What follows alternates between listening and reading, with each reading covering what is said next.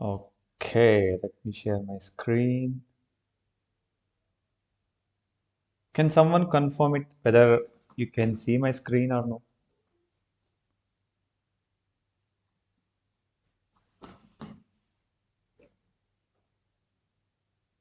Can you see my screen?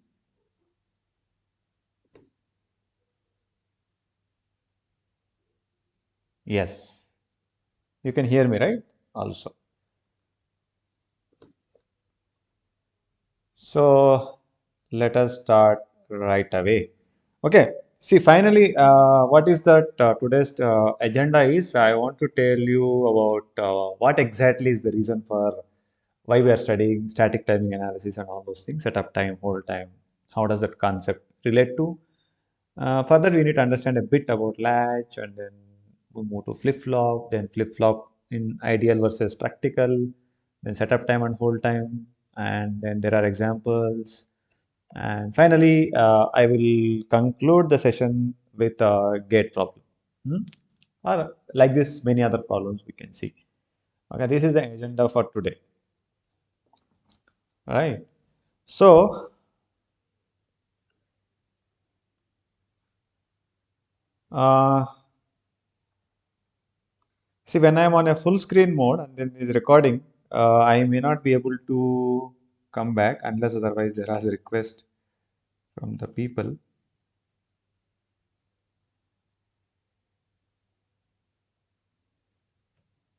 Okay. Ouch.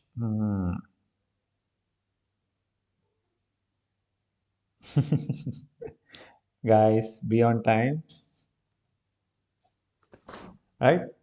So now, basic marks, if you look at it, hmm, you have a select line and especially 2 by 1 marks, right? So you have an output queue and there is a data inputs D0, D1, of course 0, 1, correct? We know this, right? 2 by 1 marks. So I will tweak this a bit. Okay, what I will do is this.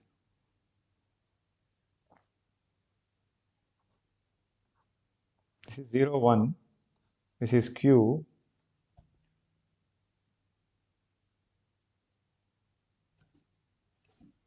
right?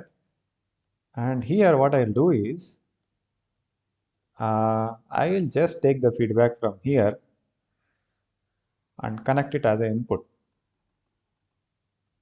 Let's say I call this as D. I call this as clock, right? Mm. All right. So how does it work? Very simple, right? We know the working of latch, right? If clock equal to 0, that means that if clock equal to 0, your Q will become D. If clock equal to 1, right? Sorry, I'm sorry.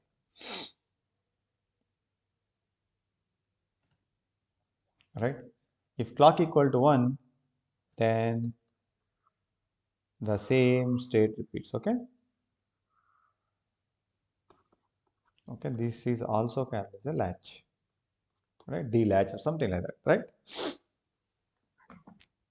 And if you look at it, what's happening here is hmm, this is clock. Hey, only I should admit it, or someone else also can admit it. Okay. Oh,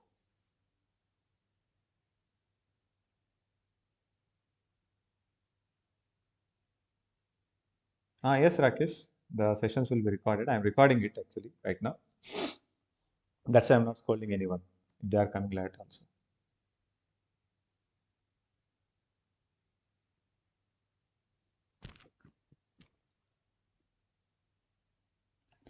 Right?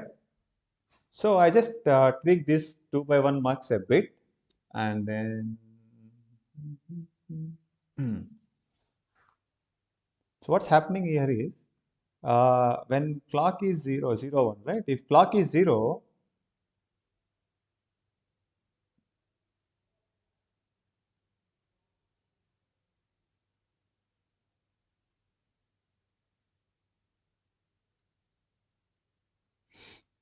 okay. During clock equal to 0, the data is transferred, means Q is getting D. During clock equal to 1, Q is Q. Okay. So this is also called as a negative latch. Okay. Simple. One can argue about positive latch in the other way, right? So now this is how it works, a latch. Now flip-flop, let's say for example, mhm, I'll take the same latch, 0, this is 1, and you have a clock. This feedback is connected like this, and this is a negative latch.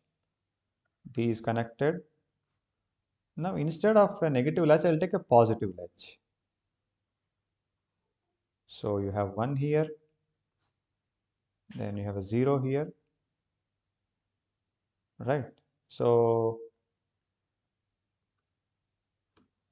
okay,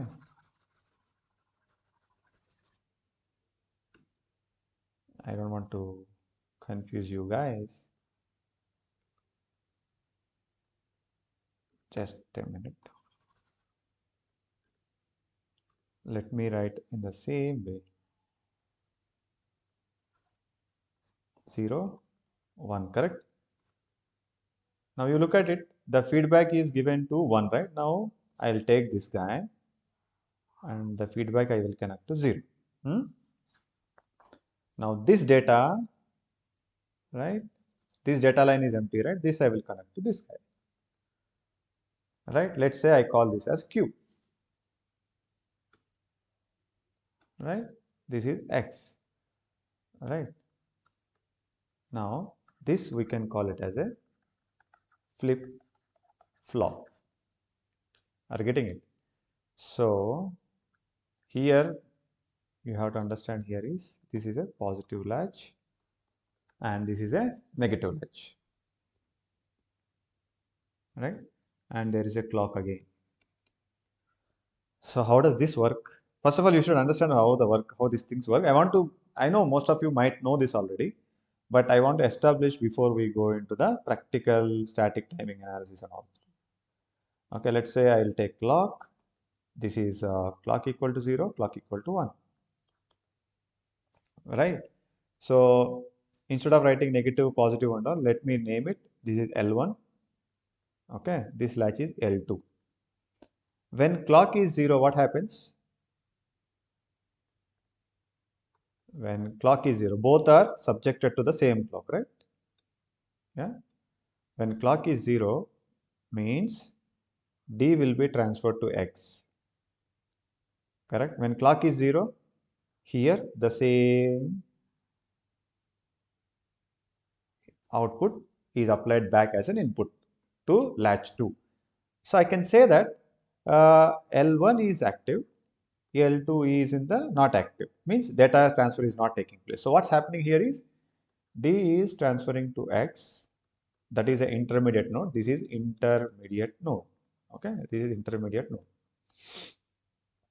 And Q is Q itself. There is no change in the Q. Correct? So let me erase the things. This is an intermediate node.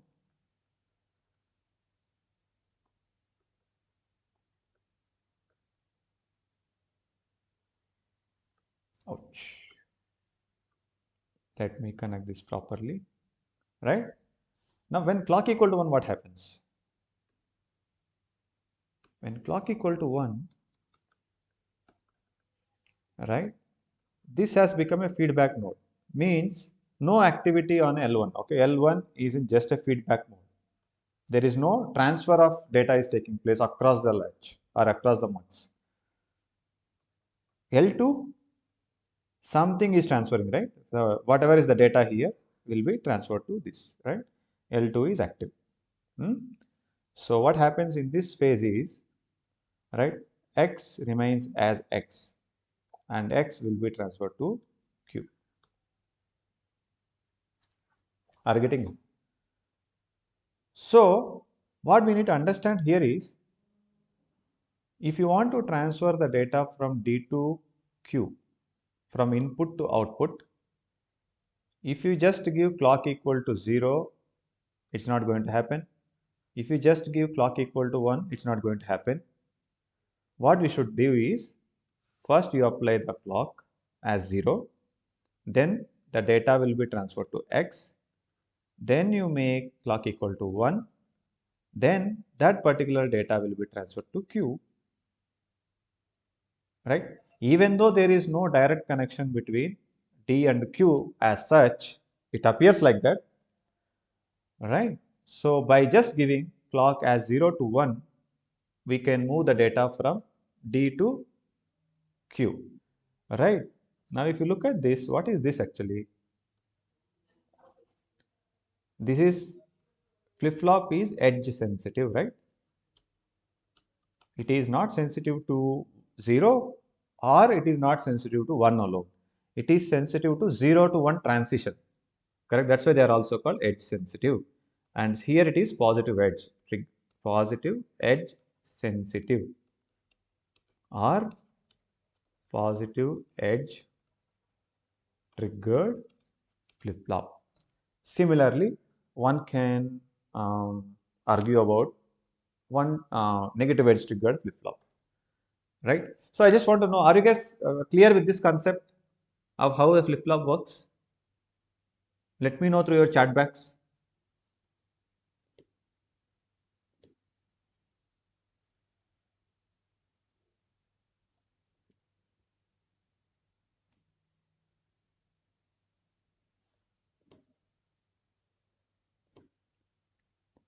Okay. Yes, Parth Sarvi, please go ahead and ask.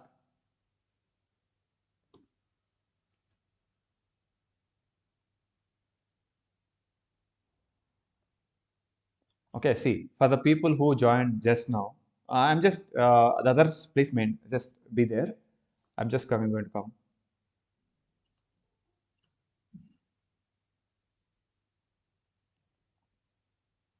Right? See, for the people who joined just now, okay, I'll just quickly give you 3 minutes of introduction.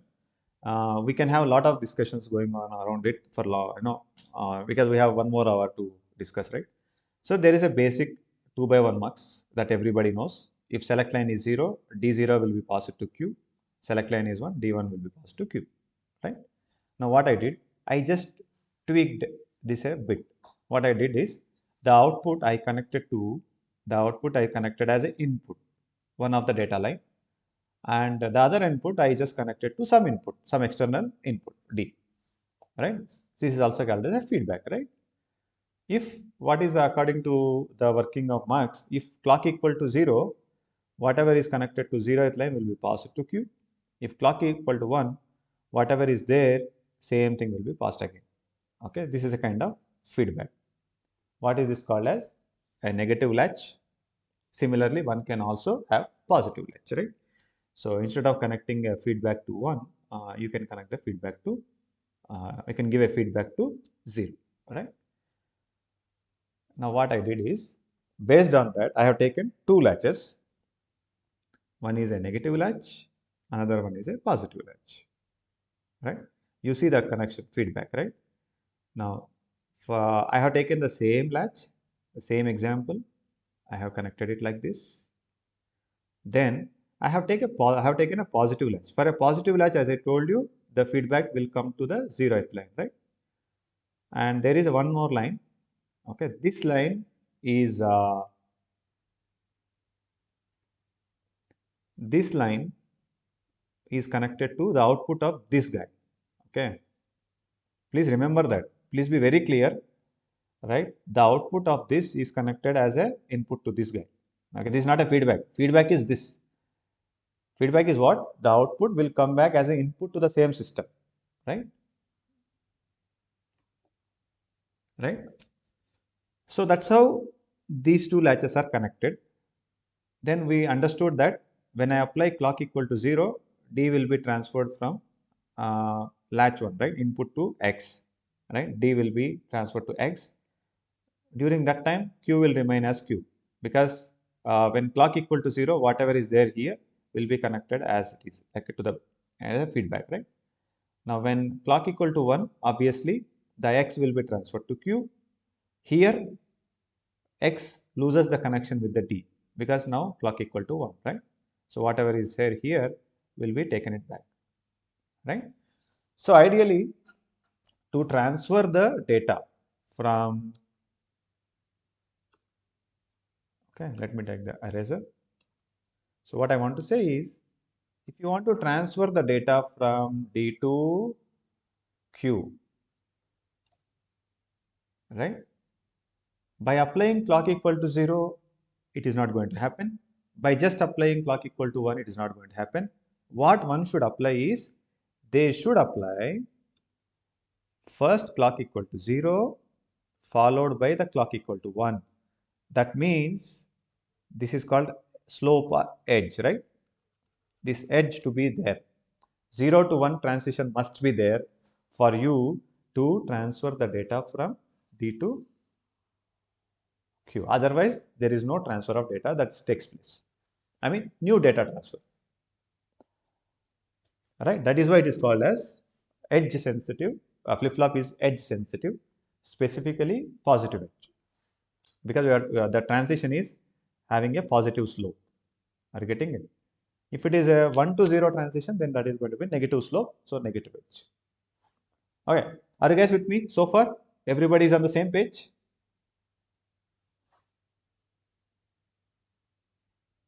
Yes or no in the chat box, please?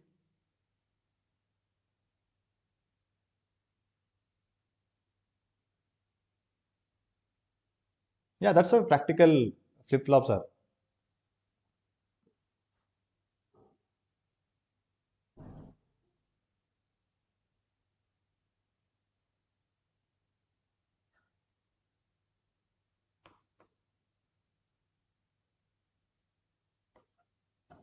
All right. So now this is the concept, right? So to transfer the data from T to Q, you need to have 0 to 1 transition, right? So let me put it, okay? So let me write the symbol of a flip-flop, right? So you have a clock. Now there is a symbol like this, okay? This represents positive edge triggering. Most of you might already know this is the symbol of negative edge triggered flip-flop. Okay, there is a bubble here. Apart from that, nothing else. Okay, I don't want you to get confused in this. So I'll just, okay, let me erase and draw all the things together finally. So this is T, this is clock, this is Q, this is,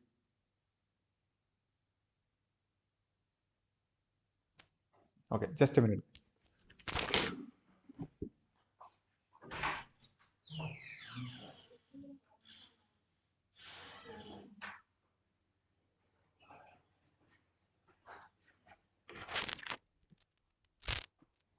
Yeah, so there is a D input, there is a Q input. Of course, there are so many other inputs. Okay, you have something called reset or clear, and there is something called as a preset or set. Okay, so now let's ignore this reset, preset, and all those things. Right? Okay.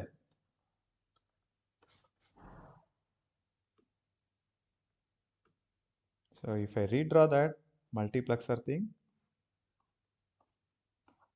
0, 1, this is X, connected as a feedback, there is a clock, Similar structure,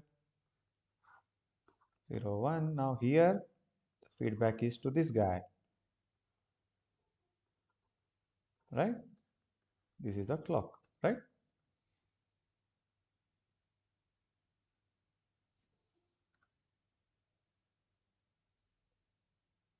So focus on this right now. So let's say you have a clock, right? To transfer the data. Sorry for this mess up handwriting. 0, 1, right? You need to have a 0 to 1 transition, right? Now, what is this mux made of? If you look at the structure of the mux, right? So 2 by 1 mux if you take, simple 2 by 1 mux. Okay, I am going in detail so that you need to digest this. Okay, I want you guys to just go directly to the exam and answer any question that they give. That's why I'm just discussing in detail. Right? So let's say this is I0, I1. This is what? Let's say Y. So what is Y output equation? S bar I0 plus S into I1, right? That means that you need to have an AND gate, one more AND gate, and an OR gate, right? This is Y. Okay, let's say this is S bar. This is S. This is I0, I1. These are all the gates in between. Inside that gate, everything has some kind of transistors or diodes or whatever it is, right? They will operate with finite time delay, right or no? They always, everything has a finite time delay. Similarly, this also has some time delay, right? Let's say TD1. This has a time delay TD2 to process the data, right? So question here is this, right? Let me erase this. I don't want unnecessary stuff. But what you understood, right, the concept. Everything will take some finite time to process, right? Propagation delay will be there, right? Now, when can I apply a, suppose if, let's say I want to transfer the data. Let's say this is D, right? This is 0, this is 1, right? Just a minute, let me make it very clear. This is D, right? Now, when can I apply D?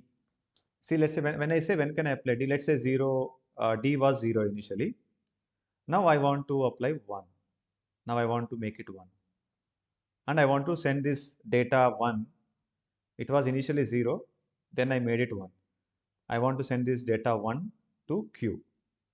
Can I apply exactly here at the same time instant when the clock is changing from 0 to 1? That is a question, right? Can I apply? Or can I make D to, to transition from 0 to 1 exactly at t equal to 0?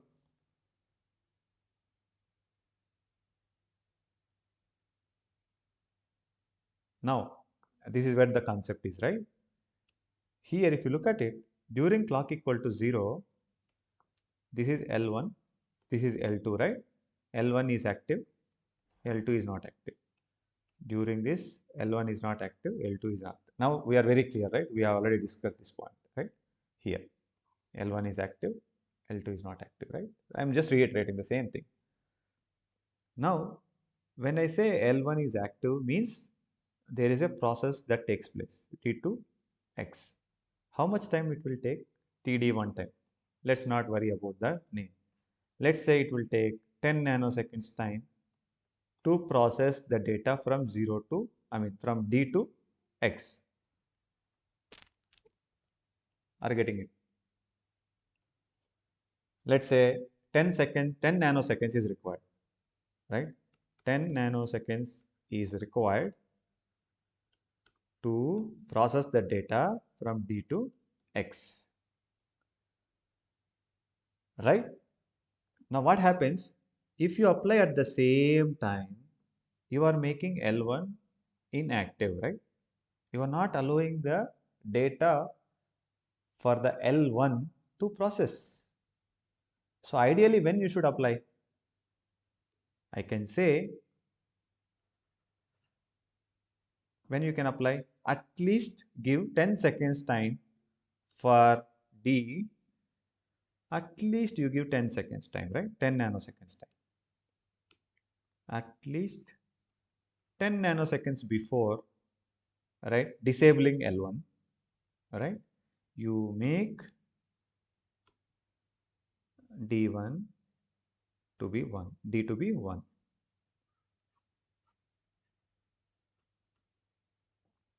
Are you getting it? At least this, right? This is called set up time of a flip-flop. That's it, nothing else. You need to give at least 10 nanoseconds time before you disable D1, right? I know that the L1 gets disabled at t equal to 0. At least you should have applied 10 nanoseconds before t equal to 0, so that your L1 latch 1 has enough time for it to process the data, right? This is nothing but a setup time condition of a flip-flop. For any flip-flop, whichever is practical, obviously every practical flip-flop has this, right? Theoretically, it may not matter, but practically it matters. Okay, all of you understood? Let me know yes or no through your chat box, please. If you have understood, yes or no.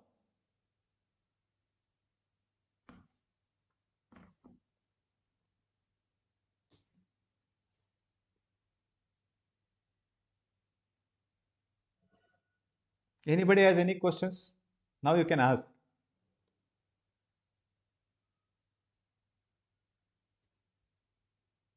Okay, you can unmute yourself and then talk at any given point of time. That's always the option is there. So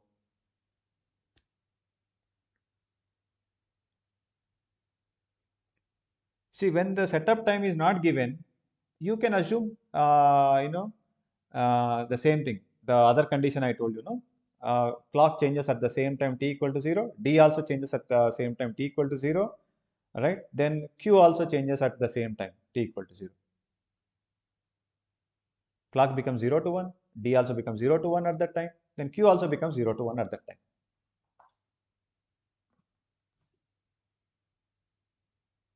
Is that clear, Rama? Yeah. Now this is setup time, right? At least this much time is should be mentioned, right?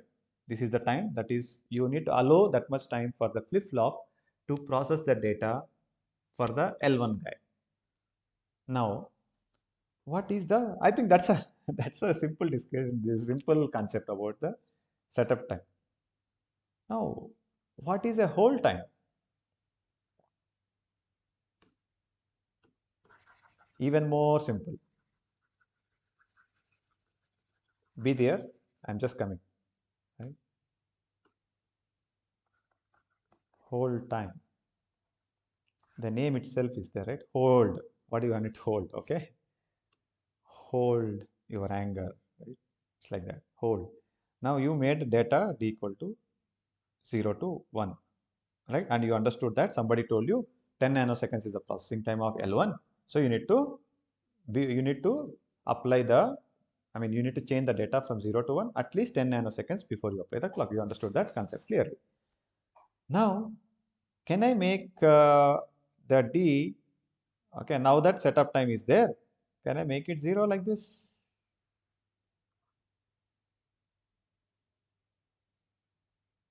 You shouldn't do that. Why? You should not do that. You cannot make it like this for the data to be valid. Okay, there is something called valid data, invalid data. Okay, valid data is the one, okay, which is recognized by the flip-flop.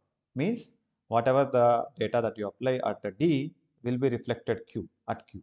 That is called valid data. Invalid data means we don't know. Okay, data is not even recognized by it. Okay, the question here is whether I can make, okay, now I that 10 nanoseconds I have maintained it. Can I make instantaneously D to be 0? No. The reason is this, right? So, you know this, right? Clock, here L1 is active, L2 is not active, here L1 is not active, L2 is active, right? Right. Now, in the practical life, nothing happens like this. 0 to 1. It cannot happen like instantaneously it will move from 0 to 1, right? How it happens, most of you know, right? You might have seen signal generators and all, right? It happens like this.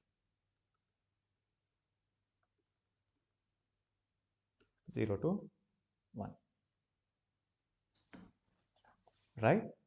Here we know L1 is active, L2 is not active. Here L1 is not active, L2 is active, right? What about this point? Somewhere at this point. What about at this point? Somewhere at this. Okay, there is something called as concept of metastability comes into picture, right? These are all stable. We are clearly know which is active, which is not active, right? Here, you cannot say that both are like L1 is active, which one is active, which one is inactive. L1 can be active, L2 can also be active. Both may be active in between this. Are you getting it? So, when the transition is taking place, both L1 and L2 are active. That means there is a direct shot available, I mean direct connection available from D to Q.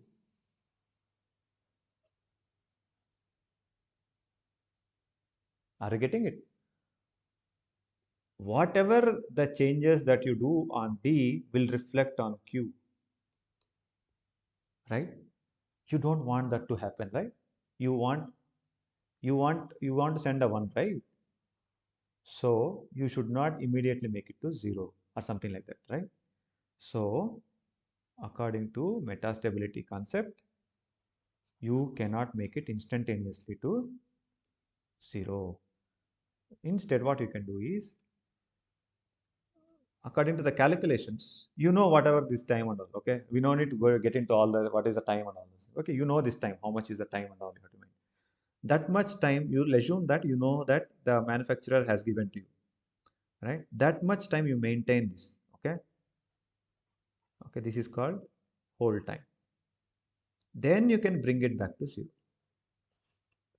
Then this will be a valid data, right? Since there is a transition taking place from 0 to 1, when there is a transition taking place from 0 to 1, both L1 and L2 will be active. Because of that, there is a direct connection that may be available between D and Q. And whatever the change that happens at D happens at Q also. Because you are focusing on transferring 1, you should make sure that 1 should be stable there for some time, even though after the application of the clock, right? That is nothing but a hold time.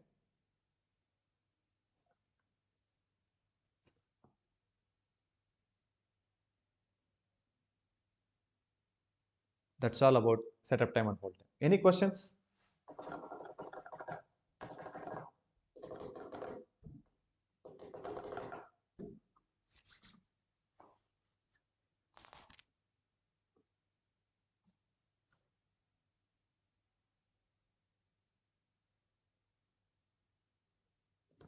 Okay, you guys understood hold time? Yes or no?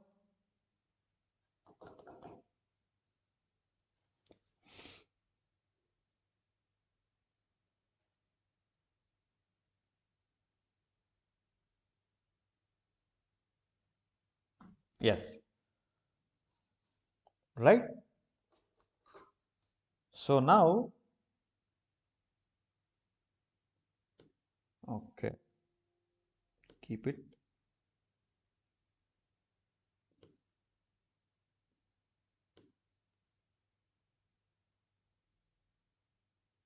I'll just copy to the next slide.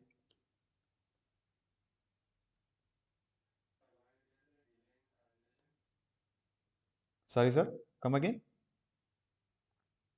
Why? I'm not saying there is a delay in the transmission. Okay, I'm not saying the delay. My point is, this is how ideally you expect, right? Can you see my laser pointer?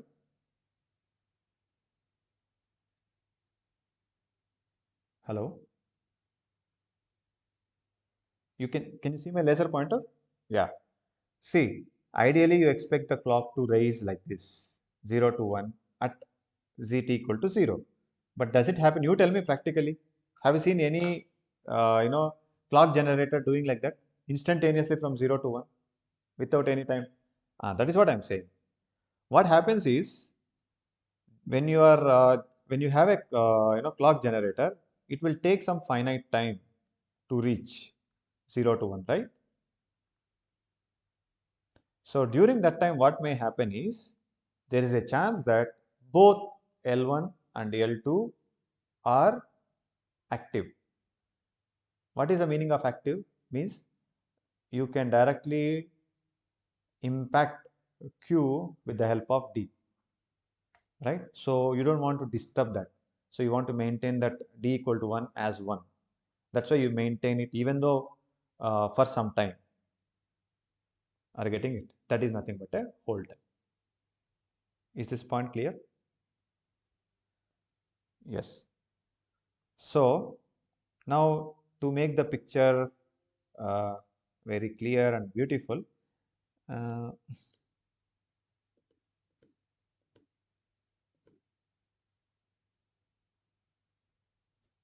just a minute.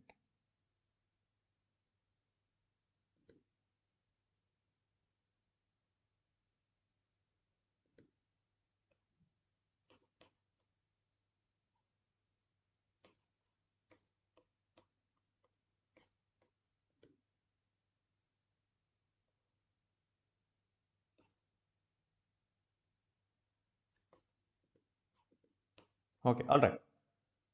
So I think I want to redraw this again, once again, to,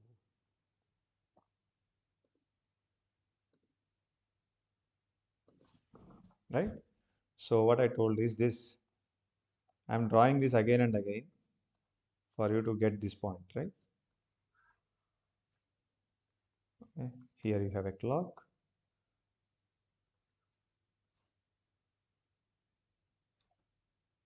Just a minute.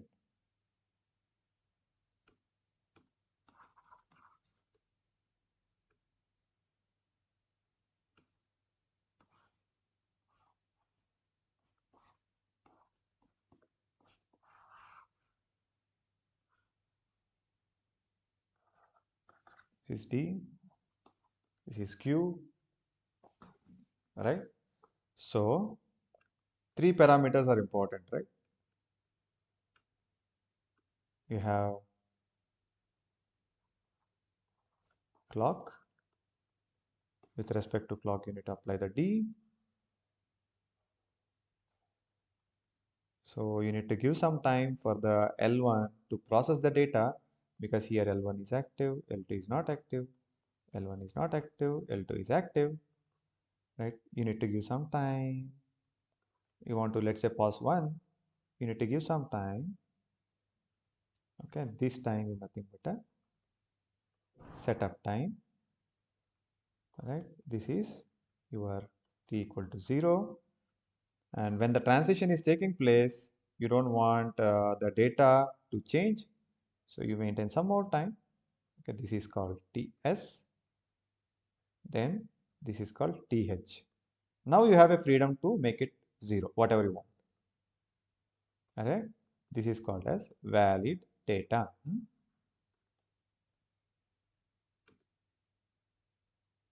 Right? What happens to Q? Right?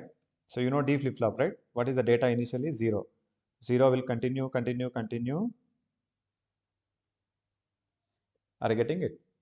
Now, what you did, you transfer the data 1 from here to here. You transfer the 1. Now this guy has to process, right? Right? And it will take some time to process, right? We don't know how much time and all it will take, right? This is propagation delay of the flip-flop, right? So that is decided by this guy, second guy, L2, how much time it will take to process that. So once you present the data at the clock equal to, I mean, at negative, I mean, positive edge, how much time it will take to process it is nothing but a propagation delay of a clock. So for any practical flip-flop, you have three things to consider.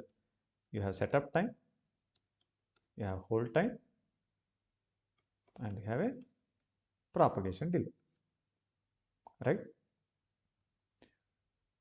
So this is how flip-flop concept looks like, practical flip-flop,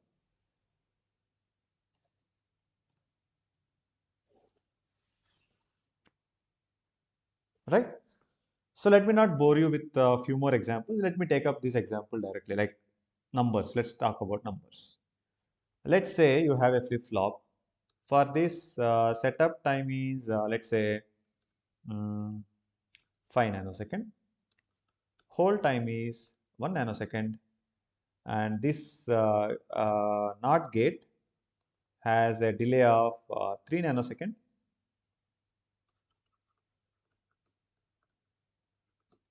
right? And propagation delay of 6 nanosecond. So the question is, what is the maximum clock frequency that you can apply? Okay, I'll just give you 2-3 minutes. Try this. Okay, so a flip-flop has a setup time of 5 nanosecond, hold time of 1 nanosecond, NOT gate delay of 3 nanosecond, and propagation delay of 6 nanosecond. Okay, then what is the maximum clock frequency that one can apply, right?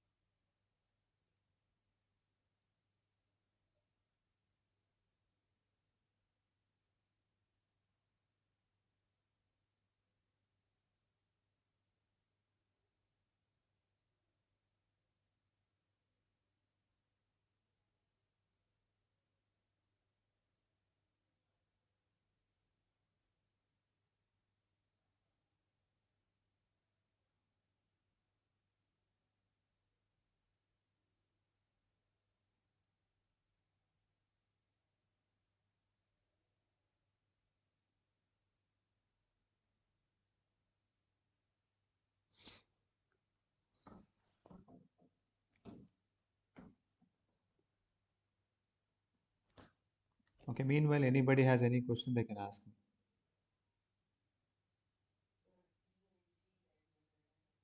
Hmm. Not get delay. Yeah, this is not get delay.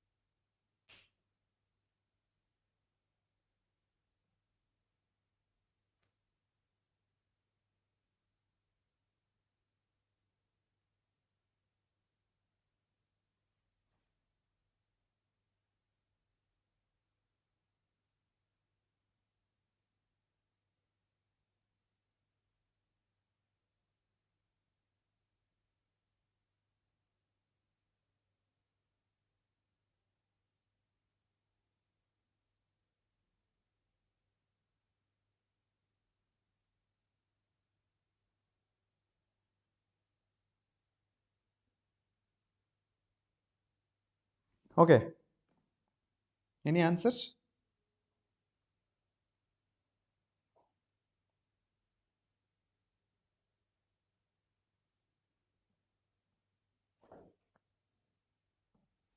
Okay, so let me tell you very simple way.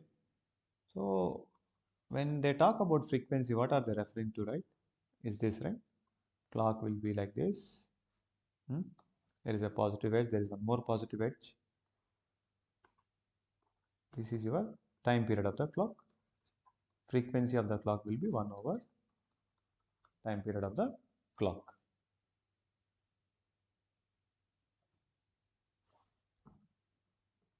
Right? So once you apply the clock,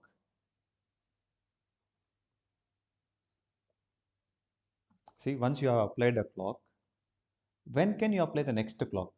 Can I apply immediately?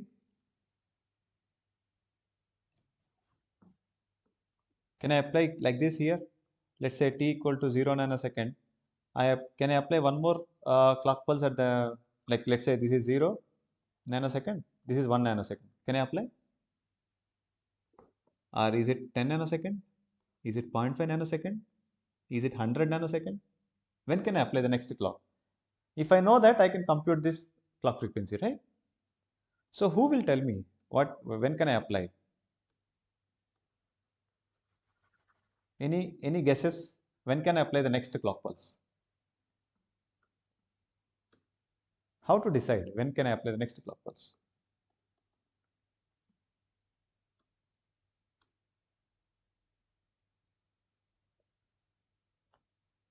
Okay, so let's say look at this like this, right? You have a 0 here.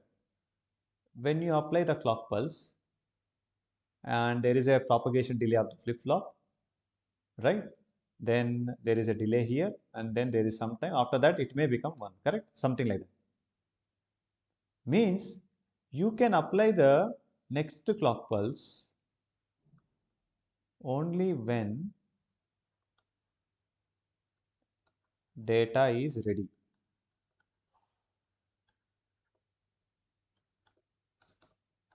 right? Only when the data is ready and then stable, then only you can apply. Yes or no? How much time does it take for the data to be ready and then stable at this point, right? What is the point that I'm referring to? Where the data is there? Data is here, right? At this point, X, right? When you apply the clock, it will go through propagation delay of this flip-flop, then the propagation delay of this guy, then it will be here, right? So first you should consider propagation delay of the flip-flop, at least 6 nanoseconds you have to wait. Then you have to wait 3 nanoseconds for that to process the data. Then what? Can I apply? No. Before you apply the next clock pulse, you have to give sufficient setup time, right? Yes or no? We understood that clearly, right? Before you apply the clock, you have to give setup time. This much time you should give for the L1 guy to process. Okay. So this is TNG. This is T setup. How much time is this? 5 nanoseconds, right? At least this much time you should wait. 6 nanoseconds, what is that? Propagation delay of the flip-flop, right? You have to wait for the flip-flop to process the data. Otherwise, what is the point of applying one more? Then you allow the not get to process the data. Then you give sufficient time for the L1 to process the data for the setup time. Then only the data is valid, correct? So T clock minimum, this much is the minimum time you have to wait. What is the total time that you have to wait? This is, by the way, this is nothing but a clock time period, right? 6 nanosecond, 3 nanosecond, plus 5 nanosecond. What is this? 6 plus 3 is 9 plus 5, 14 nanoseconds. Then what is F clock? 1 over T clock. This is minimum means this is the maximum frequency you can go, right? 1 over 14 nanosecond, that is nothing but 10 power 9 divided by 14. This is 1000 divided by 14 into 10 power 6. So F clock maximum is megahertz. It somebody tell me is around 7 point something, 14 sevens or 98, 7.12 or something like that. Okay, approximately. So this is the maximum frequency that you can use as a clock. Any questions?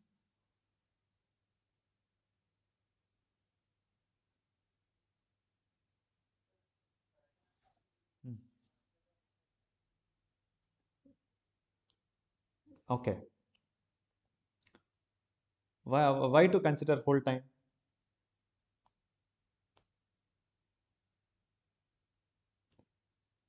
What is whole time actually? How much time you need to hold the data?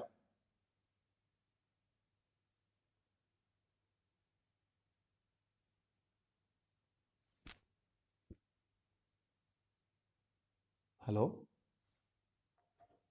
Yeah. You understood what I said? What I'm saying is how much time after the application of the clock, see here in this point, okay, let me take laser pointer. See, once you apply the clock, how much time you need to maintain the data, right? Now here, there is nothing external that you are applying. This is all feedback, right? Are you applying externally something?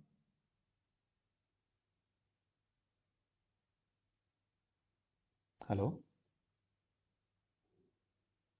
We are not externally applying, right? So there is no concept of whole time that we need to worry about right now in this case.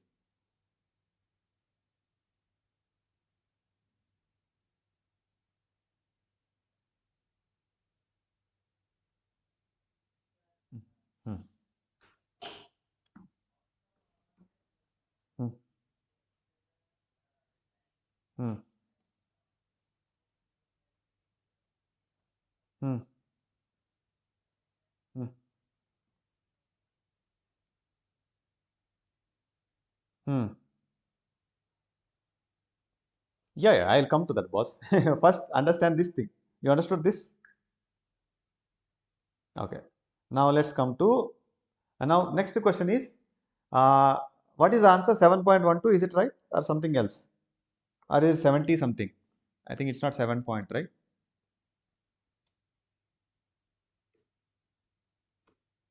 1000 divided by 14 is how much?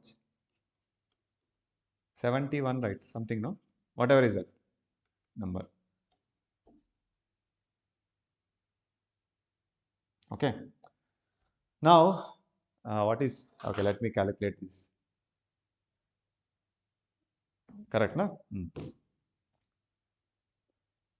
1000 divided by 14 is 71.42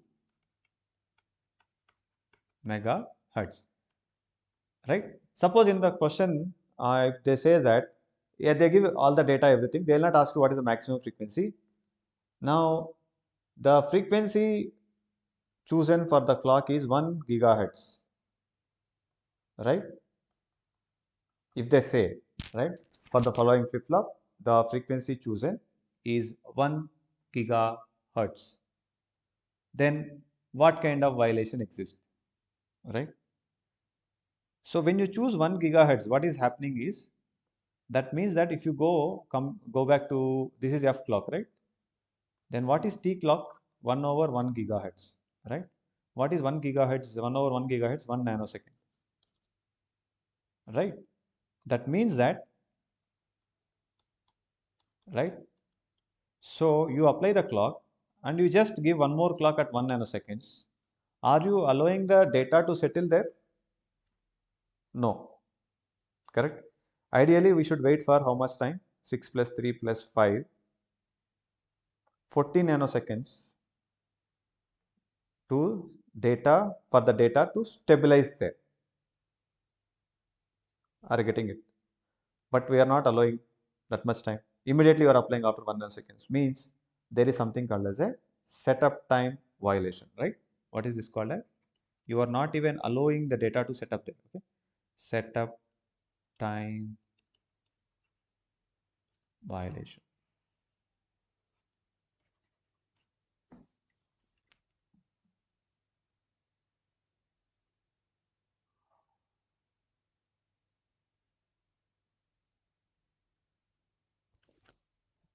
Yeah.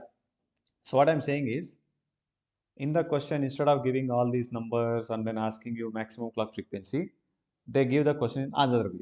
Right? They give all the data like this, and then they say that now the frequency chosen for the clock is 1 gigahertz.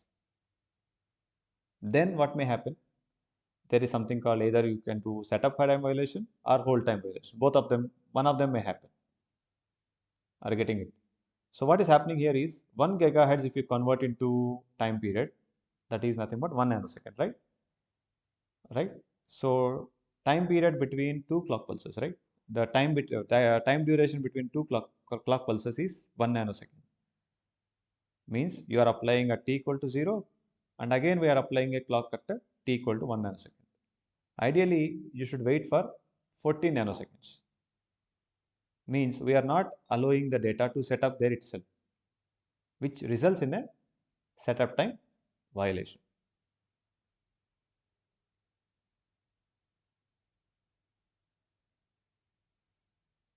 Hmm. Which one?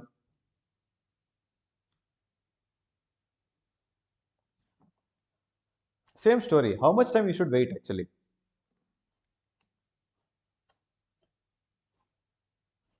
Yeah, I'm asking you. Yeah, doesn't matter, no? You need to wait for 14 nanoseconds to apply the next clock, whether it is 6 nanosecond or 10 nanosecond or 11 nanosecond or 13 nanosecond or 13.5 nanosecond or whatever it is. Okay. So maximum frequency that you can choose is 71.42 megahertz. If you cross it, then you are doing something called as a setup time violation.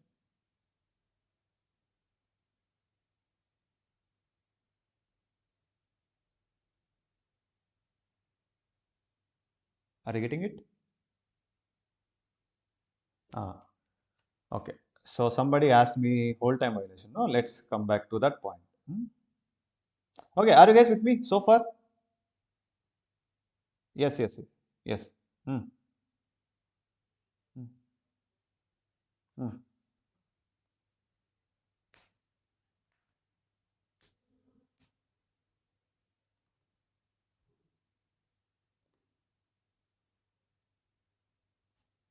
Correct.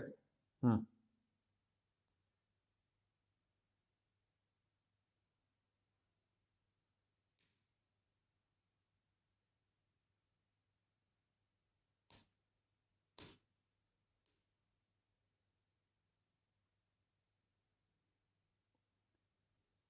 See, you mean to say that you don't consider propagation delay and then propagation delay of not gate? Hmm. Hmm. Hmm.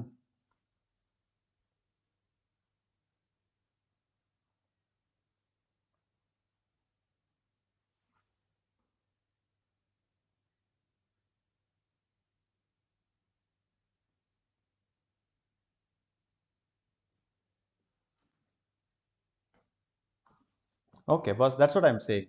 See, let's say, for example, you assume this. Okay, let me take another color. Huh. So let's say there is a data 0. Assume that there is already there, right? Now, because this is a D flip-flop, correct? If you apply a clock, right, right, this 0 will be processed to 0 here, right? Are you with me? May I know your name? May I know your name? Rakesh. Okay.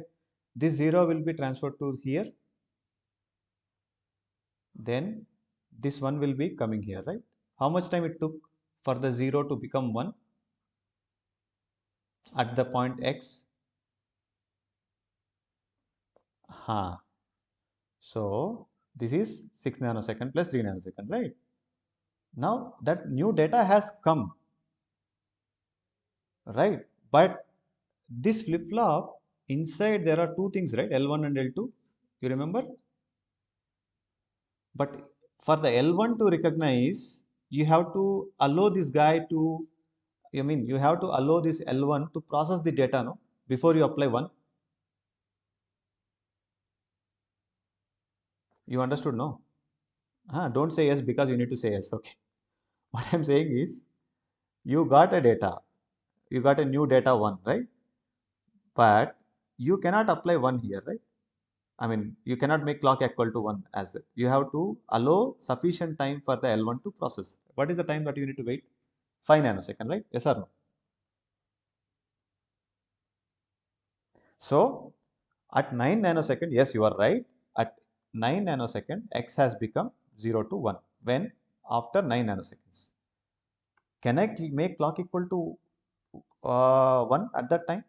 No, I cannot do that because I have to allow the L1 to process it. How much time I should give for the L1 to process it? That is defined by setup, right? Setup time. So how much is this? 14 nanoseconds, right?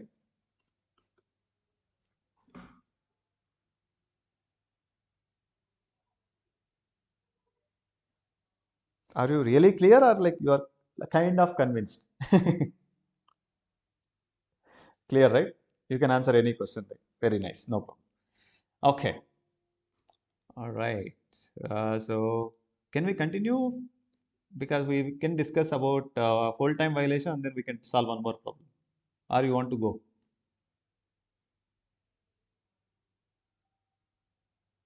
Tell me no. Shall we continue the class?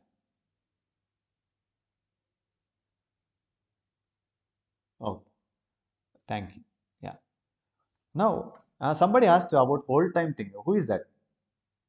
I liked it. Okay. By the way,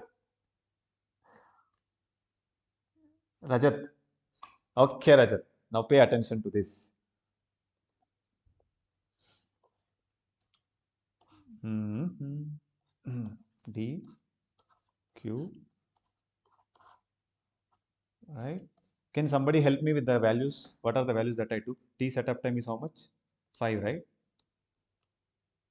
Then hold time is? Then propagation delay? Hmm. Then T not get, right? How much is this? 3 nanosecond, I guess, right? 3. Very good. Hmm? Now this is problem 1, right? There is one more problem right now. The problem is this. Q.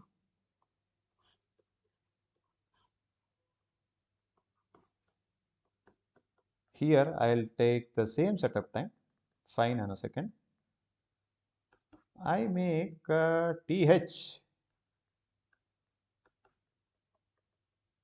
Okay. Let's say 10 nanosecond. Okay. TPD is same. TNG is also same. Okay. This is one more family. Okay. Some other family of flip-flop.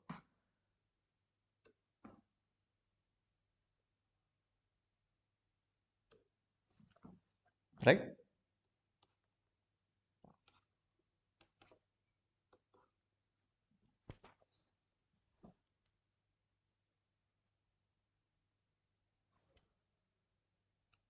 Now here we know how to check setup time violation, right? Right. This is between one clock to another clock. So between two clocks, right? Means something related to time period and the clock frequency. How to check whole time violation, whether the violation is there or not. So we know that what is whole time? How much time? See, come back to this definition.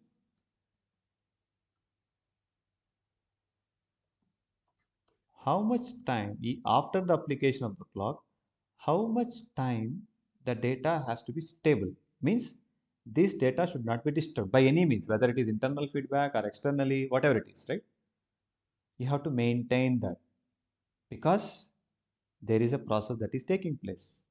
If at all this gets disturbed, means there is a whole time violation. Simple. Whether you are doing externally or internally or something like that, right? So come back to this point. Hmm? Where is this? Hmm. So if I take a clock, what is set to me is 10 nanoseconds data should not be disturbed after the application of the clock, right? 10 nanoseconds, right? Means application means then there is a transition taking place, okay? Till 10 nanoseconds, there should not be anything. But you will see here, this data reaches this point, propagation delay in 6 nanoseconds, then it will reach here in 9 nanoseconds because this is 3 nanoseconds, right? Within 9 nanoseconds, that data reaches back. How much time we should, I mean, there is an effect on the data, right? Correct? There is an effect on data, right? Ideally, how much time we should wait? We should hold the data as 0 for 10 nanoseconds. But we were not able to hold it. Within 9 nanoseconds, the data is changing.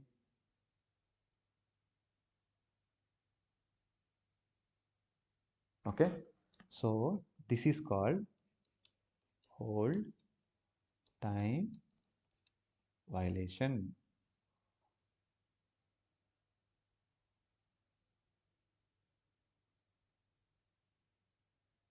You need to wait.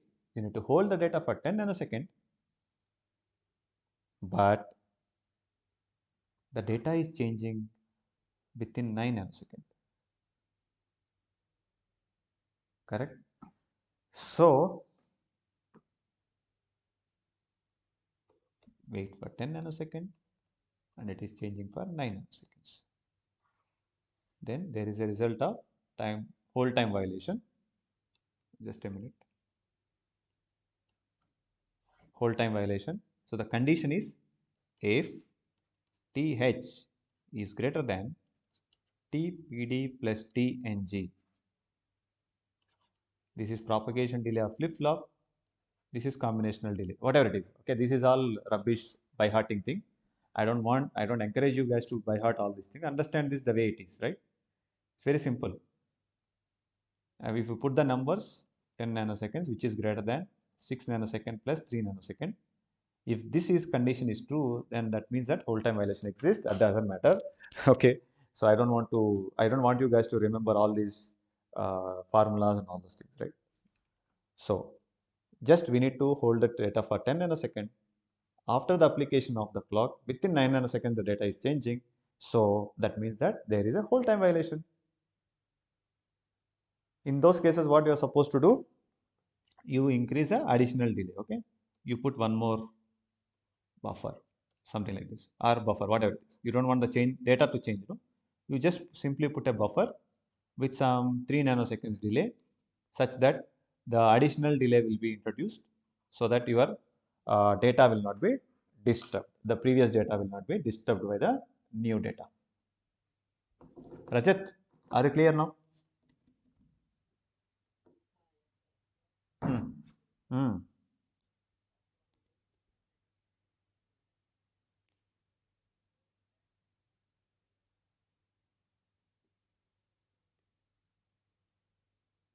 See, frequency of the clock is decided by what?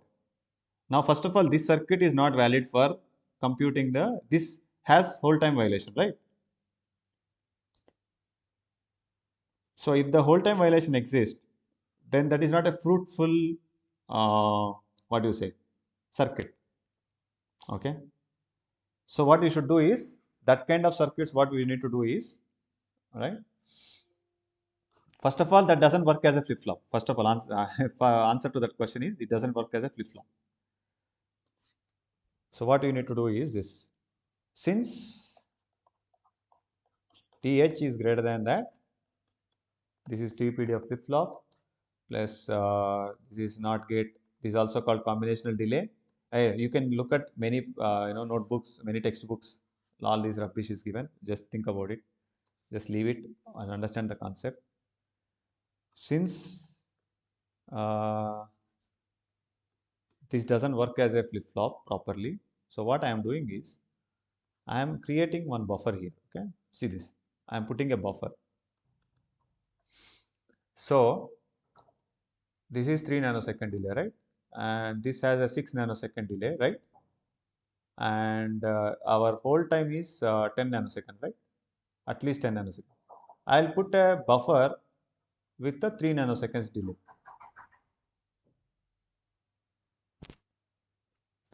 Okay. Now you recompute everything. Means you apply the clock, then again you apply the clock, how much ever the time you want to wait, that will decide your maximum clock frequency. Okay.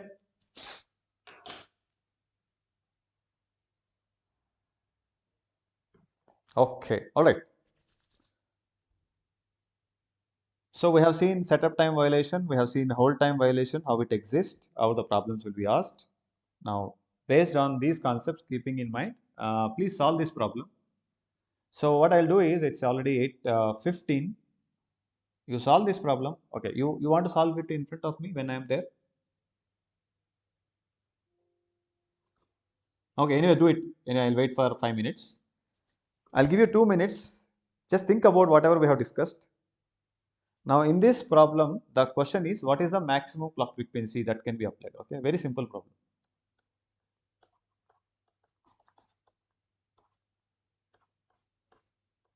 What is the maximum clock frequency in megahertz? I think this is given in 2020, I think.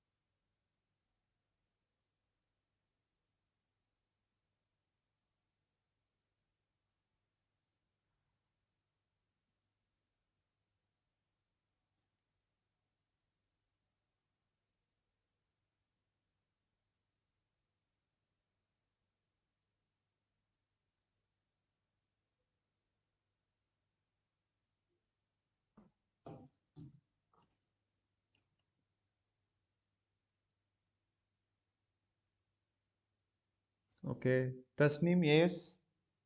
Yeah, 1 by. Okay, you're saying the answer 1 by 13 what? 1 by 13 megahertz?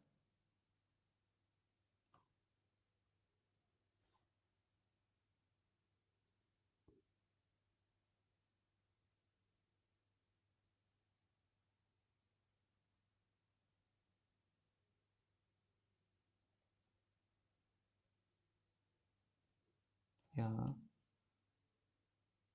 Tasneem, please come again.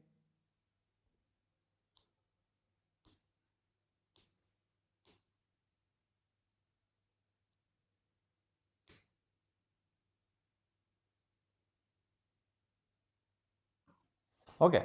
See, this is also pretty simple. The thing is here, you have two flip-flops, right? Let's say this is flip-flop 1. This is flip-flop. Oh, already they gave it. What do I? Flip-flop 1 and flip-flop 2. Two things are given. So this is the clock, right? Now you need to know how much time you need to wait for this guy to set up and how much time you need to wait for this guy to set up. 50 megahertz. Okay, let's see. Right. Now let's talk about X. Once you apply the clock, right, how much time you need to wait for the data to come back, right? That's a question, right? Simple. This is flip-flop 1. Sorry, flip-flop 2. Sorry. Right. So for this X, and you see, you are applying the clock at the same time, right? And you see how the data gets affected here. You can trace it back. What is the path here? This is the path for X. You see, this is the path for X. That means for the new data to come to X and set up at that time, right, you need to wait for 3 nanosecond, correct? 3 nanosecond. Then 2 nanosecond, then 2 nanosecond, correct? And how much you have to wait? 4 nanosecond, right?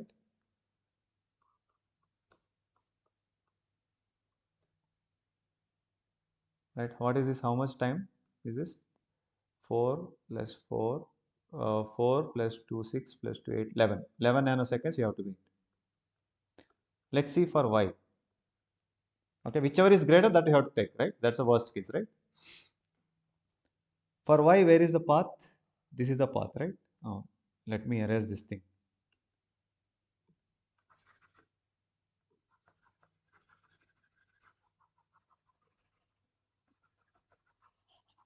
For y,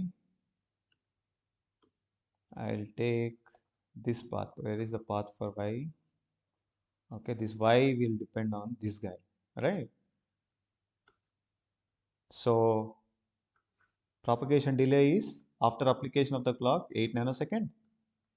Then nothing is there on the way. Then in 8 nanoseconds it will reach the y. Then for setting up 5 nanosecond is required, right? Setting up 5 nanosecond is required. So x will take 11 nanoseconds. Y will take 13 nanoseconds for the new data to set up. So how much time we should wait? Whether we should wait for 11 or we should wait for 13?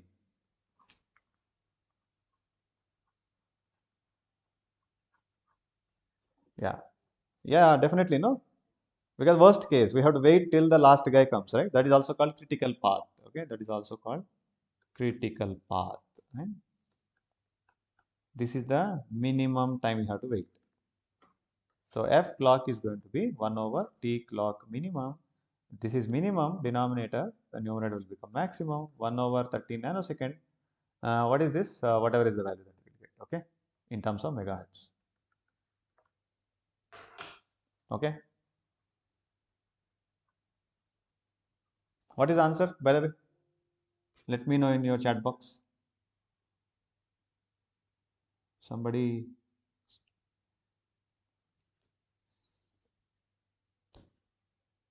Okay, Rajat, you understood?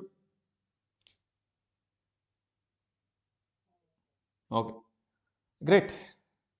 Then I'll wait for 2 more minutes. If you have any questions, you can ask me. Otherwise, thank you. See you guys in the next session. I think next session is on um, combinational circuit. I think. What is that? Yeah, miscellaneous problem solving in sequential circuits. Yes.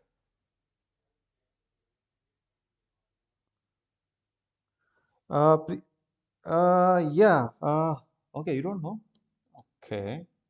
Okay, let me stop the recording.